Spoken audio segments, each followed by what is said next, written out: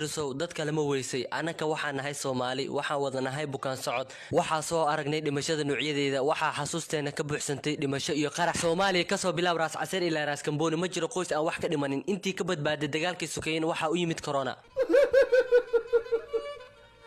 aniga waa soo qaldamay waana nasiib darana idinku wax san igu dhaceen ma nafnigi soo raadiina may corona ha ooyin isdaji aamus aw soo miir ord lindanan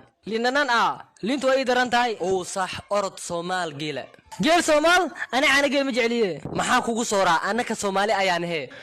dhab ahaantii aniga waa idinka tagayaa Soomaaliye aniga waa idin dardaarmaya shargaray wariyaada u dhaq gacmiina si joogta hana isku soo dhawaanina ilaahay ha idin xifdiyo Soomaaliye corona waa maskiin walle aniga waa jeclaadaybo بس نقدها هرقب صوماليان هدرت أنا كورونا كغلي